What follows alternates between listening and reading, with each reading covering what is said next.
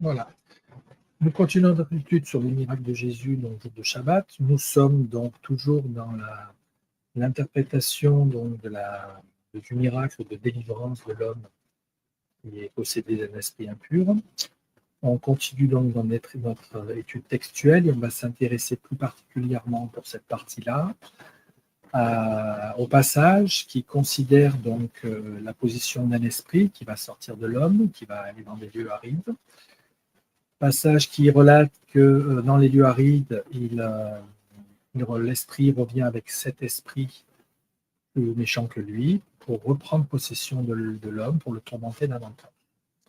Donc on va voir à quoi correspond ce passage biblique en association avec la position de la délivrance de l'homme à l'esprit impur et au miracle qui est accompli à Shabbat. Comment il est possible qu'un homme qui est possédé et être délivré d'un esprit pourrait être de nouveau possédé de cet esprit qui prendrait possession de lui pour le tourmenter davantage? Comment cela a été possible? Comment la Bible explique cette chose-là? Ça va être le sujet de l'étude et de la réponse à cette question par rapport à notre partie d'aujourd'hui. Matthieu, chapitre 12, versets 43-48. Lorsque l'esprit impur est sorti d'un homme, il va dans les lieux arides, cherchant du repos, et il n'en trouve pas.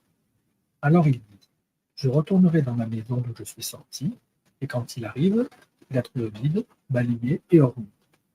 Il s'en va, et il prend avec lui 7 autres esprits plus méchants que lui. Ils entrent dans la maison, s'y établissent, et la dernière condition de cet homme est pire que la première. Il en sera de même pour cette génération méchante. Alors, première chose qu'on remarque déjà, c'est-à-dire qu'il s'agit non pas d'une position ici d'avertissement, mais d'un constat qui est fait par le Messie, par Jésus, au sujet de ce qui va arriver à la génération qui est en place. Donc, on est déjà dans une position qui est très troublante, dans laquelle le Messie avertit qu'il va y avoir un effet de démultiplication de l'impureté dans la méchanceté, les esprits de méchanceté, qui concernent la génération actuelle qui se trouve dans une position de méchanceté. Je vous ai mis la forme grecque du texte et nous allons essayer de comprendre ce que le Messie nous explique ici à travers ce texte, Matthieu 12, versets 43-48, depuis une traduction mot à mot, pour voir comment, à partir de la structure du texte et l'étymologie grecque, on va pouvoir retrouver le processus qui conduit à la réalisation donc de cette position d'un esprit chassé qui s'en va, qui va dans un lieu aride et qui se retrouve avec cet autre esprit pour reprendre possession et tourmenter l'homme. Premier mot, otan, quand, lorsque, autant de fois que.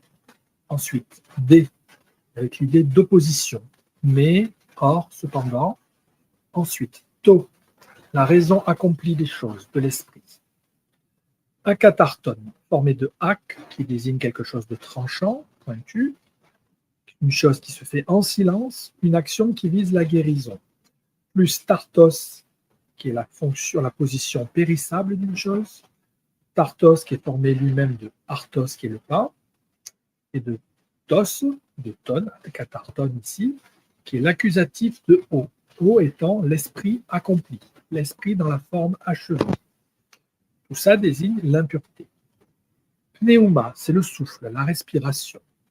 Exalté, à l'aoriste subjonctif, c'est-à-dire une position d'une action passée avec une possibilité d'accomplissement avec des répercussions futures. Donc, il sortit, il prit fin.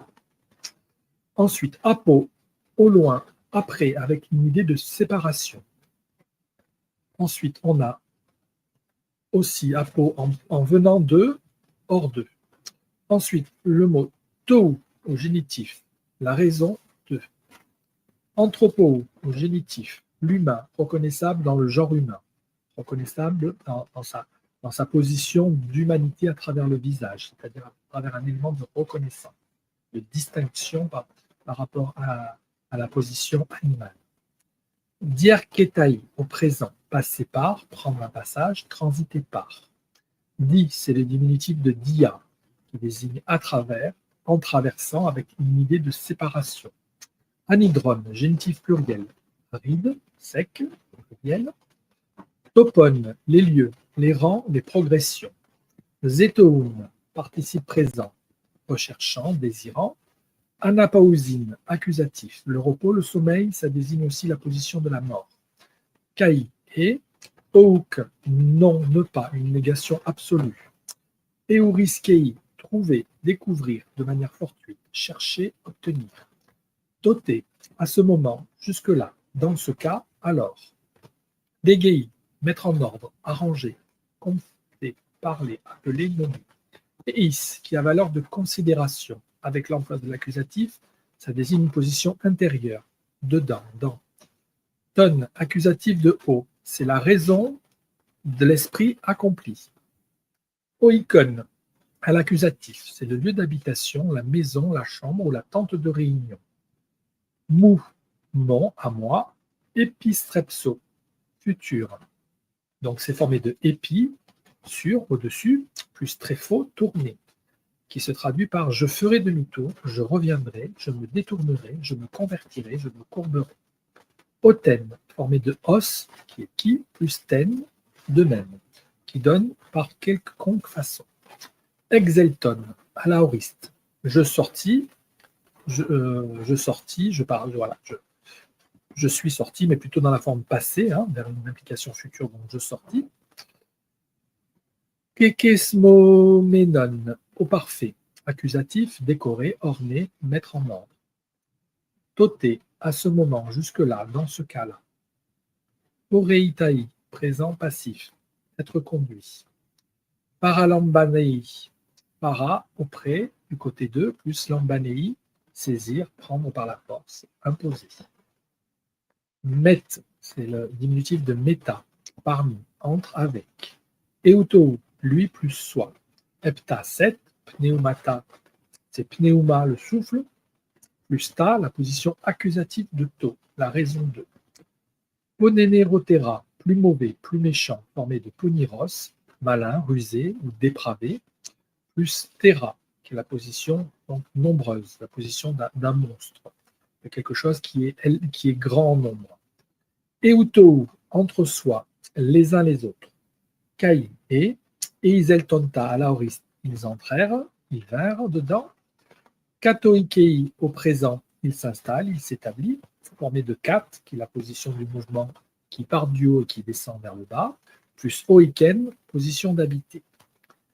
Eike, la même, alors, kai et, genitai, présent pluriel, ils deviennent, ils produisent, tei, datif, la raison de, escata, dernier à la fin, donc escata ayant donné le mot eschatologie pour les études des textes liés à la fin, à une position finale. Tou, donc c'est la position donc, de la raison de l'esprit accomplie.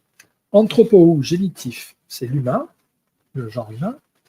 Ekinou, que démonstratif. Keirona, pierre que. Ixton, génitif de haut, esprit finalisé. Proton, premier, d'abord. Outo, ainsi, tellement. Estai, futur, sera, vivra. Kai, et. Tei, datif de H. Généa, génération, une descendance. Ensuite, on a le datif de autos, 7. Puis Tei, datif, la raison de. Onira, la ruse, la tromperie, la méchanceté, les choses dépravées.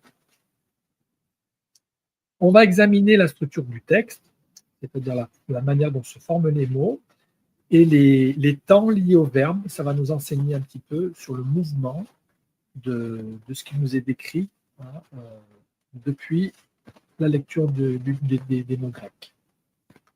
Premièrement, l'impureté se définit dans le sens d'une position qui vient trancher, qui vient une position de pénétration pour créer une pénétration, quelque chose de tranché qui vient couper de manière silencieuse dans une position qui vise d'abord la guérison, mais elle est formée du mot également tartos, qui est la position périssable, c'est-à-dire c'est ce qui rend périssable artos, le pain, dans une position accusative de l'esprit au final, l'esprit accompli. C'est-à-dire que c'est la position de l'esprit, la position d'impureté, qui vise à rendre périssable le pain par la position d'une fraction qui vise à rendre périssable. Position d'un tranché dont l'objectif est de faire périr le pain par une position accusative. Ensuite, le mouvement de sortie de l'esprit impur depuis la position intérieure de l'homme se traduit en référence à une situation, une action relative au passé d'une sortie, vers la considération présente d'un passage et avec des implications futures conditionnelles de conversion. On prend les verbes ici, exalter, on voit que c'est à l'aoriste subjonctif, c'est-à-dire que le fait de prendre fin et de sortir pour l'esprit, c'est une position qui est liée à une action passée avec une possibilité d'implication future. Ensuite, on a diarketai, c'est une position présente qui est liée à la situation d'un passage que l'on prend, une position transitoire par laquelle on vient passer. Et ensuite, on a epistrepso, qui est au futur et qui désigne la position de faire demi-tour d'une conversion. On comprend bien en fait que le mouvement de sortie de l'esprit, il y a une situation passée avec des implications possibles futures dans la condition présente d'un passage, la traversée de quelque chose, avec des implications conditionnelles futures selon la position d'une conversion qui peut se faire. C'est la condition de la sortie de cet esprit, c'est donc qu'elle est bien liée à un passage vers la conversion future, d'une condition future de conversion. La position de chercher le sommeil s'apparente à une situation accusative, en lien avec une situation de traversée aride. Ici, anhydrone, c'est le pluriel, c'est les lieux arides, donc ce qui est aride et sec. On a le nom anapaosine, à la forme accusative, qui désigne le repos et la mort. C'est-à-dire que la position plurielle de l'aridité conduit à une position accusative du sommeil, c'est-à-dire une position qui rejoint l'idée de la mort, une position qui accuse vers le repos, et qui vise une position, donc ici, euriskei, une action qui vient à trouver, à découvrir quelque chose, à obtenir quelque chose. Donc on est bien dans une position accusative d'une traversée qui est trouvée à travers l'aridité des choses. La maison se définit en référence avec un lieu personnel intérieur. Ici, c'est le mot oikon, à la forme accusative. Alors, on a vu que ça pouvait être une chambre, un lieu d'habitation intérieure, mais ça peut être une tente de réunion. Dans la position accusative, la tente de la réunion, c'est le Sanhendra, c'est-à-dire que c'est à la fois le lieu du temple, mais c'est surtout désigné dans la forme accusative ici, de oikon, dans la position d'un lieu d'accusation, c'est-à-dire un tribunal. Ce qui est orné, c'est-à-dire ce qui est bien ordonné, dans le texte ici est parfait. Kokesmo menon, au parfait, mais dans la position accusative. Donc ce qui est orné est parfait et souffre d'accusation. On retrouve bien la position du Messie, dans la position parfaite dans laquelle il souffre d'accusation, qui suit une conduite présente et qui résulte d'une sortie avec des implications futures. Ici, exelton, une situation passée avec de sortie avec des implications futures ici. On l'a vu. Et poreutea, une action du présent passif avec l'idée d'être conduit. C'est le Messie conduit au tribunal qui donne sa vie pour l'expiation du péché de l'humanité, qui adhère au prix du sang. On dénombre 7 esprits accusateurs, engagés depuis le passé et en répercussion à venir dans une position présente mauvaise. Hepta 7, pneumata, donc le souffle, l'esprit. Ensuite, ils se trouvent dans une position à l'aoriste, et isoltanta, ils entrèrent, hiver, donc depuis la situation passée, pour faire des dommages futurs. Et dans le présent, c'est katoikei, ils s'installent, ils s'établissent. C'est-à-dire que c'est des esprits qui s'installent dans le présent, depuis un fondement passé, pour avoir des implications d'effets futurs. La position présente étant associée avec la position qui traduit une position mauvaise, donc ponerotera, plus mauvais, plus méchant. Cette installation présente, donc dans le présent, produit dans le contexte présent de l'esprit une position dernière, finale, au 7e jour, pire que dans la première position du passé. Distinction de la lumière d'avec les ténèbres, la situation passée dans la Bible de la terre informe et vide. L'homme, selon la position d'appartenance, de dépendance à l'esprit depuis la nuit des temps, depuis l'origine. Ici, on a Ginétaï, au présent, ils deviennent, ils produisent, il s'agit des esprits. La raison des choses dernières de l'homme. Anthropo étant au génitif, c'est-à-dire qu'elle qualifie la position de l'esprit par rapport à nous. Pour cette raison, afin de maintenir dans un terme futur la vie, la position propre de l'existence, l'esprit n'est plus conduit dans une position achevée et première, qui est celle du pire, mais distinctement, il emprunte la voie qui reste ouverte de ce qui vient, par une descendance, pour une génération, cela à cause de la méchanceté, de la tromperie et de la ruse.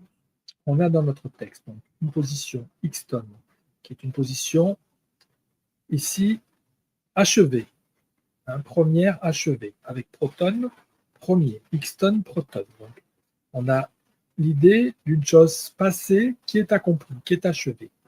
Sauf qu'elle introduit aussi la position de estai, c'est-à-dire une position future de vie, de possibilité de vie et de subsistance et d'existence, qui se fait dans une position de l'esprit ouvert, à travers TI, qui est le datif de H, H étant l'esprit qui vient, l'esprit qui n'est pas achevé, l'esprit en accomplissement, à venir, associé avec Généa, c'est-à-dire la position d'une descendance.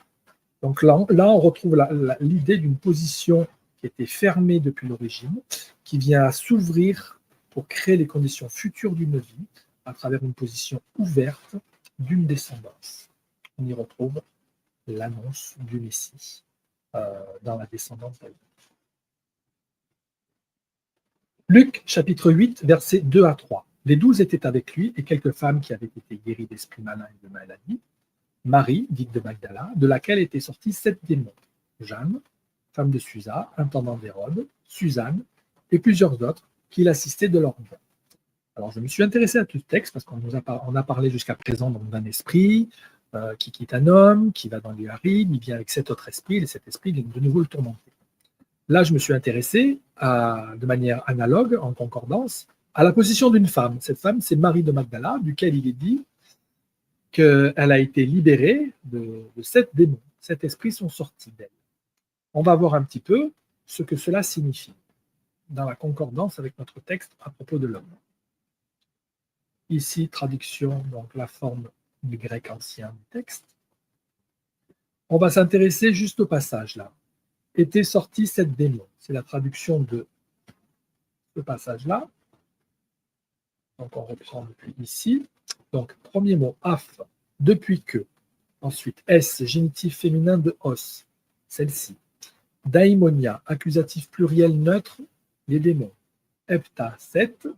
Exeliletei, plus que parfait, s'en aller, sortir, prendre fin.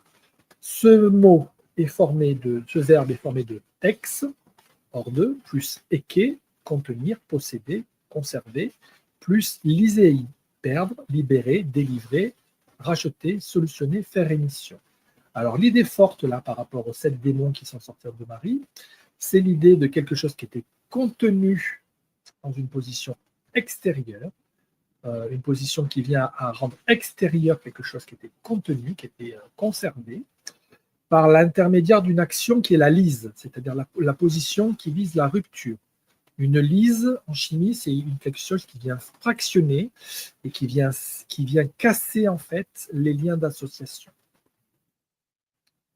Deuxième texte en Marc, Marc 16, verset 9. Jésus, étant ressuscité le matin du premier jour de la semaine, apparut d'abord à Marie de Magdala, de laquelle il avait chassé des démons. Forme grecque du texte. On va s'intéresser à chasser 7 démons. C'est la traduction de par, auprès d'eux, du côté d'eux, puis s, génitif féminin de os, celle-ci, et c'est le verbe ekbeblekai, plus que parfait, qui désigne chasser. Ce même mot est formé de ek, qui désigne hors d'eux, dégagé de lien, de l'origine, plus beblekai, au plus que parfait de baléo, qui veut dire lancer, précipiter, frapper, tomber, dégringoler. Donc là, de manière distincte d'une position de fractionnement et de lise, c'est-à-dire de séparation qui vise à créer une position de solution à travers un fractionnement. Ici, on a l'idée différente d'une position de quelque chose qui vient à tomber, qui vient à s'affaisser et à dégringoler, ça, pour être dégagé de lui. Distinctement d'une femme, ici, il s'agit distinctement d'un homme par rapport à cet esprit d'une femme, c'est Marie de Magdala, elle est libérée de tous les esprits impurs. Là où pour l'homme, on voit que l'homme, il est délivré d'un esprit, il y a 7 esprits qui rentrent en lui. Dans Matthieu 12, il est évoqué un homme dont l'esprit impur part en terre aride, mais qui, après avoir erré dans les lieux arides, revient avec 7 autres esprits plus mauvais que lui pour le tourmenter. La position de la femme est d'être dégagée des liens en esprit final. On voit ici Marie, la femme, elle est dégagée des liens des 7 démons, des 7 esprits. Les esprits sont sortis, les esprits sont chassés. Donc sa position à Marie, c'est une position accomplie d'une délivrance totale. Ici aussi. La position de l'homme, par contre, c'est une position qui est une position liée et qui, malgré l'esprit qui est chassé, revient avec cet esprit. Donc le lien on va dire, de possession se perpétue et s'amplifie. La position donc de la femme est d'être dégagée des liens en esprit final. La position de l'homme est d'être tenu par le lien au premier esprit impur. C'est le premier esprit impur qui réintègre cet esprit avec lui. La position de la femme est donc d'être déliée et la position de l'homme est d'être lié alors qu'elle devrait être déliée. Qu'est-ce qu'il faut comprendre de ça? La position de la femme en hébreu, c'est la position qui attache à l'âme, qui attache le corps à l'âme. La position de l'homme, c'est la position qui attache le corps. Donc, si l'homme reste lié, pour se délier, il doit s'associer à l'esprit de la femme. L'esprit de la femme qui est soit un esprit impur, soit un esprit pur. Donc, la position de la femme l'homme demande à trouver la position de la femme déliée, de l'esprit délié, pour pouvoir effectivement lui-même être délié en se liant à cet esprit qui est délié de l'impureté. Ici, on va s'intéresser aux noms qui sont évoqués. D'abord, on a Jeanne, qui est Johanna, qui désigne la grâce en hébreu. On voit que Jeanne, elle est femme de Chouza. Femme de Chouza, donc ici, on voit Gouné Chouza. Donc, Chouza, en grec, c'est la traduction du mot un voyant. Voyant ici, on voit la forme du mot qui est repris depuis le texte, donc Chouza. En hébreu, la translittération du grec vers l'hébreu va donner le mot avec les lettres Shin, Vav, Zayin, E.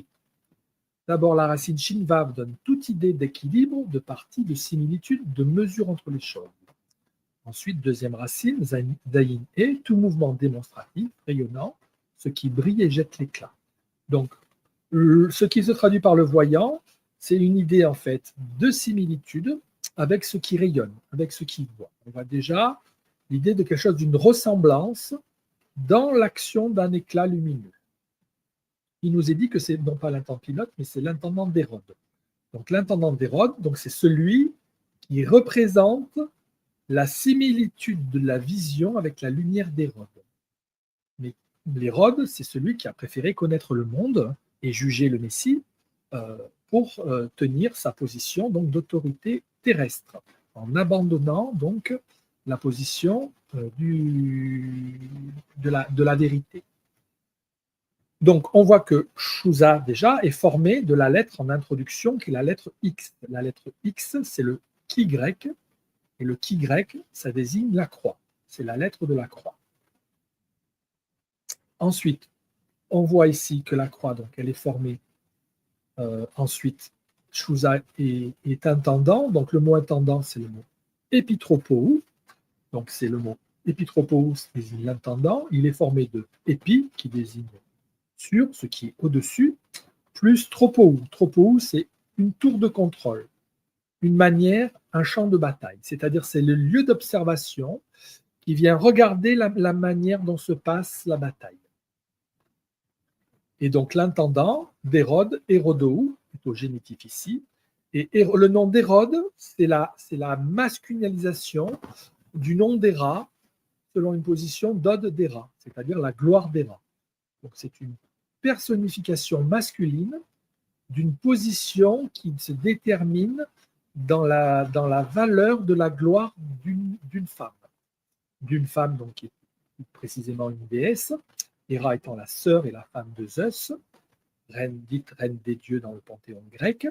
Et sa particularité à Héra, sa reconnaissance, c'est qu'elle a une position de personne jalouse et colérique vis-à-vis de Zeus, parce que son mari lui est infidèle.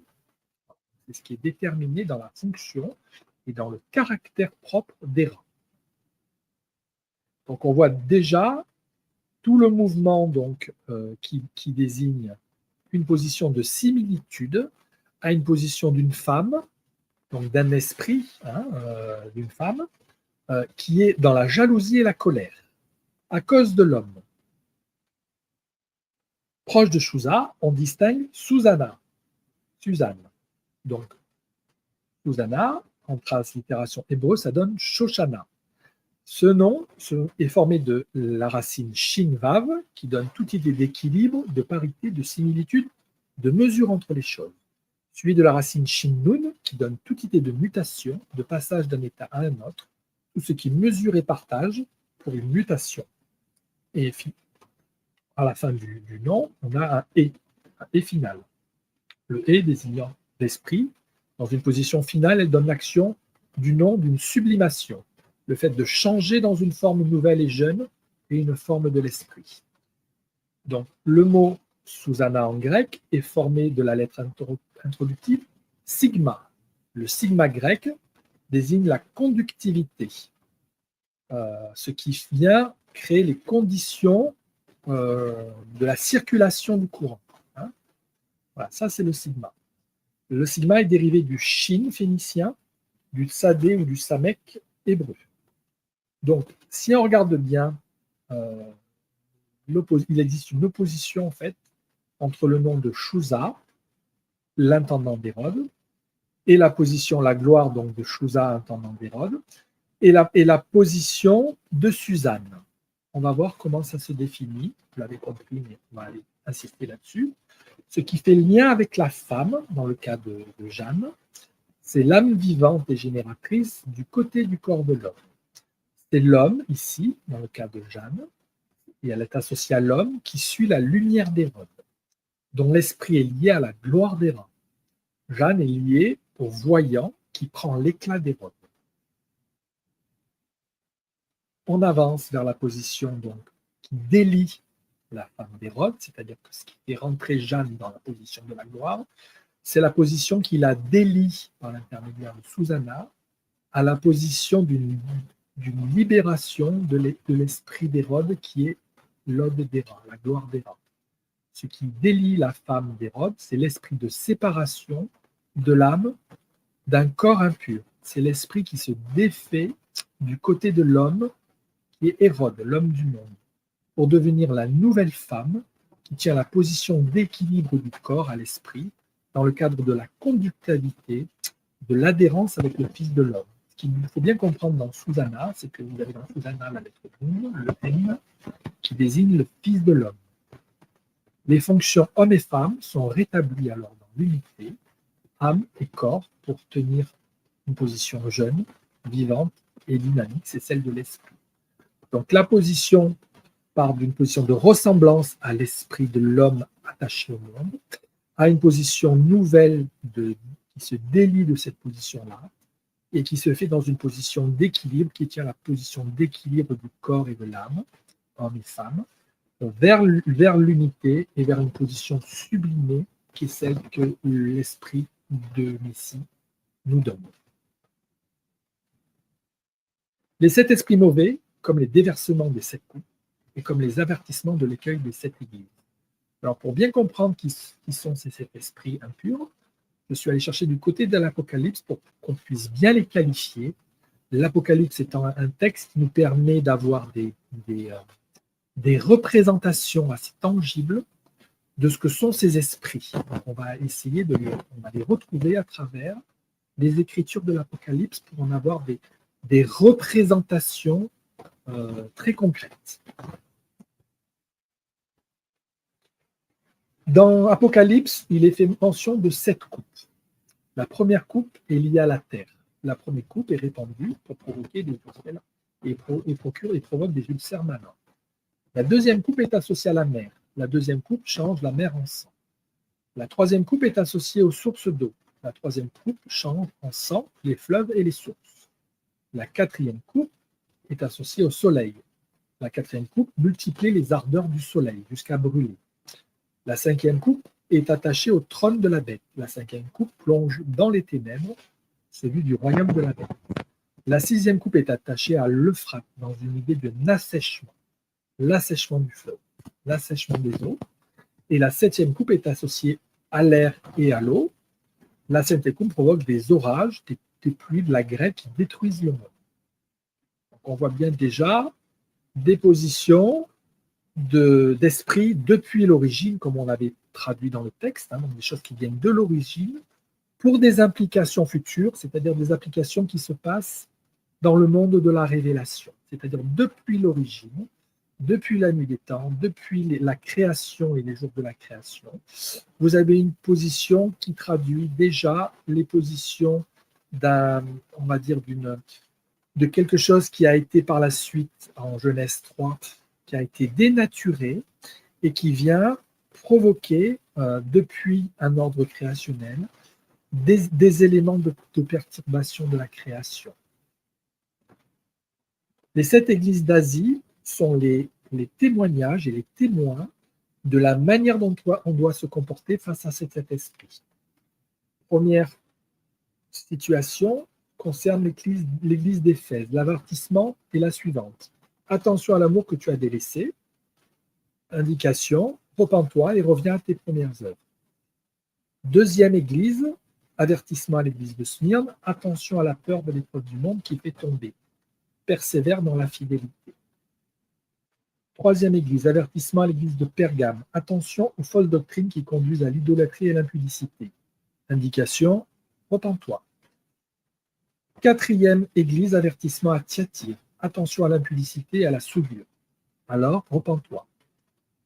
Cinquième église, vigilance pour l'église de Sardes. Attention aux œuvres mortes. Repens-toi. Philadelphie, avertissement. Attention à l'heure de la tentation qui vient sur le monde. Persévère dans la fidélité. Septième église, attention et prudence donnée, recommandation donnée à Laodicée. Attention à ta tiédeur. Indication et du zèle et repens-toi. Donc ça, ce sont les 7 risques d'un retour de l'esprit dans l'homme qui va revenir depuis une position originelle. C'est-à-dire que quand vous avez un premier esprit qui part dans les lieux arides, on va dire qu'elle va partir dans les dangers qui sont ceux des ulcères, de la mer changée en sang, le danger des fleuves changés en sang, des ardeurs du soleil, des royaumes des ténèbres, de l'assèchement et des orages qui détruisent le monde. Ça, ce sont les dangers qui résultent de l'esprit originel de la création. Et vous allez avoir donc 7 esprits qui vont revenir, donc ces 7 risques-là, à travers effectivement les négligences de l'esprit de l'homme qui doit s'attacher à la femme, c'est-à-dire l'esprit, l'âme qui va porter la fonction qui permet de se délivrer de cette impureté et de tenir une position stabilisée d'équilibre avec le Christ. Les 7 esprits qui viennent dans l'homme sont comme le déferlement successif des 7 coupes versées sur la terre, comme des fléaux qui se déchaînent successivement sur la terre, la mer, les sources, le soleil, le frappe, etc. Même esprit sorti depuis le départ, c'est-à-dire depuis l'origine, depuis la Genèse, depuis les temps de la création, qui s'appuie sur la force créationnelle pour produire des positions d'altération de l'ordre créationnel. Les terres sèches, ce sont les terres arides, où va l'esprit.